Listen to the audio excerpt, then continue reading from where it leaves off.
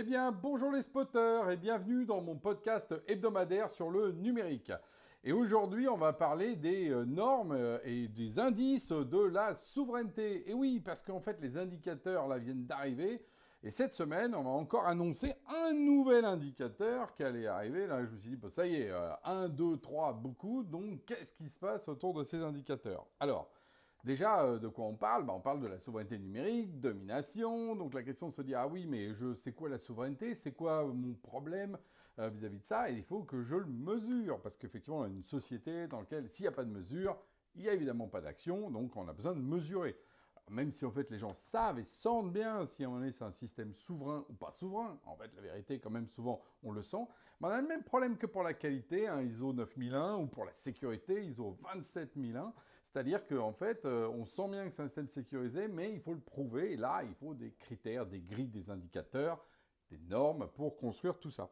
Et alors, je veux juste vous donner la petite liste là que j'ai, et je pense que c'est qu'une liste, encore une fois, qui n'est loin d'être exhaustive, mais déjà elle montre qu'il y a un peu de dispersion. Le premier, parce que c'est celui qui s'est un peu imposé là dans le paysage récemment, c'est l'IRN, l'indice de résilience numérique. Voilà, je vous invite à aller voir le site, porté par les gens qu'on connaît bien, hein, Arnaud Ponce, David Jayes et puis Yann Lechel, et derrière avec la Caisse des dépôts. Voilà, donc là il y a vraiment je veux dire, un soutien à la fois étatique derrière cet indice de résilience numérique. On voit bien que déjà, on ne parle pas de souveraineté, on parle de résilience numérique, mais on ne va pas refaire le débat sémantique, on n'est pas loin. Il y a Numérique France Garantie, hein, c'est comme Origine France Garantie pour le numérique. Donc voilà, deuxième indicateur, qui est donc évidemment, on voit bien l'esprit qu'il y a derrière. Il y a le cadre posé par l'UE, hein, qui s'appelle d'ailleurs le Digital Sovereign Framework, je crois, de mémoire. Donc là, un truc assez compact qui donnait sur un certain nombre de niveau de 1 à 5. Donc on n'était pas loin, vous savez, d'un Nutri-Score, vous savez, le truc facile à faire. On a Bechle qui vient de sortir justement un calculateur de souveraineté. Voilà. Et par ailleurs, on a nos amis de Suze. Donc là, c'est intéressant. Également, Sovereign Cloud Framework, Score, à nouveau, mais là, c'est pour le cloud. Donc voilà, on retrouve ce que fait l'Europe, mais au niveau du cloud. Voilà. Bon, je m'arrête là, parce qu'on est déjà 5. Et ce qui est évidemment, on voit qu'il y a du public, du privé, il y a les deux dimensions qui sont là, et ça veut dire en tout cas un truc clair, c'est que s'il y a tant d'indicateurs aujourd'hui, c'est que c'est en train de devenir un marché extrêmement concret, un marché sur lequel tout le monde veut se positionner. Et donc, encore une fois, on veut mesurer pour savoir ce qu'il faut faire. Alors le problème, évidemment, du coup, c'est que du coup, trop d'indicateurs tuent les indicateurs. On va retrouver une question qui est, mais alors, lequel choisir? Et voilà, il n'y a pas vraiment de standard. On n'est pas dans une logique dans laquelle, vous savez, il y aurait pas l'ISO ou l'AFNOR qui viendrait, et puis tout le monde dirait comme ce qui se passait il y a 30 ans. Voilà, on aurait dit, ah bah oui, on va derrière ça, on attend qu'il y ait une norme posée. Non, maintenant, justement, il y a des initiatives privées plutôt accélérantes, ce qui fait partie aussi de notre monde d'agilité. Hein. Faut pas non plus, moi je ne pleure pas ce monde d'hier, simplement c'est que du coup, on se retrouve avec plusieurs possibilités. Dans tous les cas, ces systèmes, et quand on les regarde, et je vous invite encore une fois à aller les voir, ils s'attaquent à 4 couches qui sont des fois un peu différentes, et c'est pour ça que les gens sont un peu perdus. La dimension capitale, quel est le capital de l'entreprise derrière, quel est l'aspect juridique, parce qu'on peut très bien avoir un capital d'une boîte française juridique, mais en fait détenu par exemple par une boîte américaine, hein, au hasard. L'aspect tech, la technologie, à qui appartient-elle en fait? Parce qu'il y a les fameux cas open source américains, c'est libre ou pas, jusqu'où en fait la souveraineté rentre en fait par rapport à cette logique-là. Puis enfin, l'aspect opérationnel, c'est qui opère les trucs en fait en vrai, quoi. Et évidemment, vous avez toujours un mélange de tout ça. Et typiquement, vous savez, les dernières clouds, par exemple, sont arrivées, là, Bleu, par exemple, c'est Azure opéré par Orange. Donc, jusqu'où c'est souverain, qu'à moitié, ça dépend. C'est comme un gâteau. Si on ouvre, la tech, non. Mais les opérations, oui. Alors, so what? Et puis la boîte, oui. Donc, en fait, c'est vraiment cette question de melting pot maintenant qu'il y a autour de ça. Alors, dans ces 4 dimensions, évidemment, il y a les puristes qui disent si ce n'est pas les 4 dimensions, il n'y a rien. Moi, de toute façon, je redis à chaque fois, la question, elle n'est pas de la souveraineté absolue de tous vos éléments numériques, mais plutôt de baisser le fait que vous ayez des systèmes qui soient systématiquement non souverains. Vous voyez, c'est plutôt ça l'approche.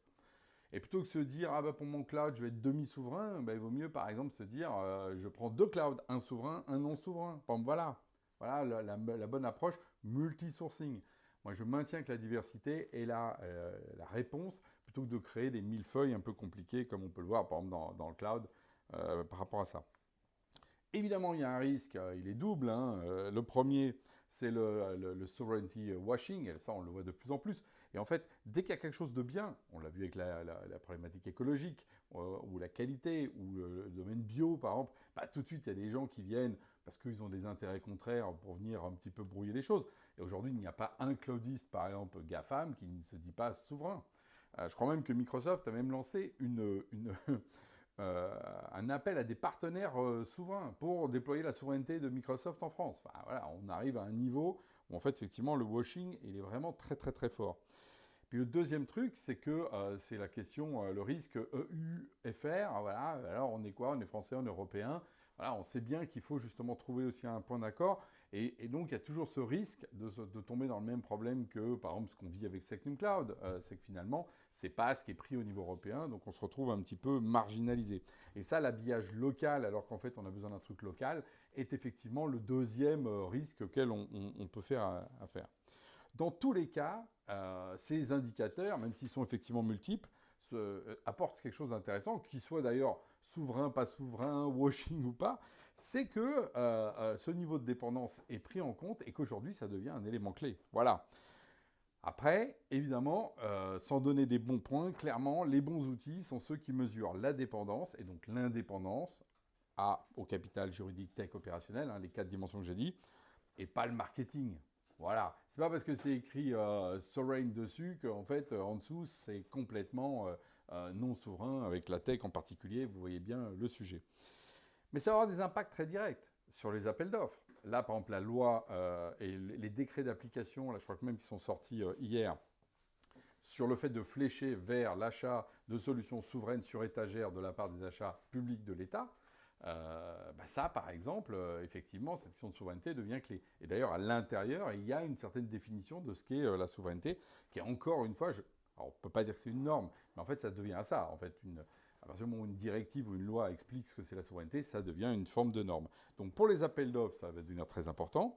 Pour les DSI, évidemment, les arbitrages stratégiques, donc là encore, et je le dis, faites attention à ne pas vous faire avoir par de l'étiquette sovereign qui n'en est pas, parce que ça, par contre, j'ai envie de dire, on le pardonne encore moins. À la limite, quand on achète un truc, on sait que c'est pas bio, bon, c'est pas bio. Mais si on achète un truc bio, alors qu'après on s'aperçoit que c'était pas vraiment bio, alors là, on s'en veut parce qu'on a payé plus cher et on s'est un peu fait avoir. Donc effectivement, il faut faire attention à ça.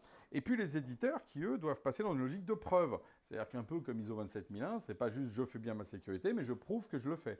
Donc c'est pareil, c'est pas je suis souverain, mais je prouve que je suis souverain.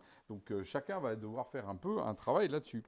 Donc la souveraineté, en tout cas, devient un critère d'achat. C'est ce que je disais, c'est vrai pour le public. Mais clairement, nous, on le voit sur le terrain, c'est en train de le venir aussi pour les acteurs privés. Et je pense qu'ils ont raison parce que la question de la résilience, aujourd'hui, c'est vraiment bien. Donc, il faut faire son marché au milieu de ces indices pour tout simplement séparer ce qui est du marketing et ce qui est un peu plus sérieux. Parce que sinon, quand tout le monde est souverain, c'est juste qu'on a cassé le thermomètre. Alors évidemment, l'idée, c'est pas ça, c'est au contraire d'avoir le bon thermomètre, donc le bon indicateur. Et ça, je vous en ai donné quelques-uns qui sont de très bonne qualité. En particulier, évidemment, le cadre européen qui est indiscutable, le cadre de la directive également, là, qu'on a justement au niveau de l'État qui est indiscutable. Et puis, si je prends l'IRN également, qui est très intéressant par rapport à sa vision métier qui va vers les impacts, ou Numérique France Garantie qui donne également ces éléments. Voilà en tout cas, moi, ce que serait mon quintet dans le désordre, hein, parce que je ne veux pas donner d'ordre d'un indicateur qui est plus fort que l'autre. Et d'ailleurs, en fait, ça dépend de qui vous êtes. Si vous êtes plutôt marché public, regardez la directive de l'État. Si vous êtes plutôt grand groupe, regardez l'IRN. Voilà, on voit bien qu'effectivement, il va y avoir des orientations selon en fait, qui on est, parce qu'effectivement, c'est pas les mêmes finalités. En tout cas, j'espère vous avoir sorti un peu de ce brouillard sur ces indicateurs, donner un peu des pistes pour y voir plus clair et choisir celui qui vous correspond. Et bien sur ce, je vous dis à la semaine prochaine.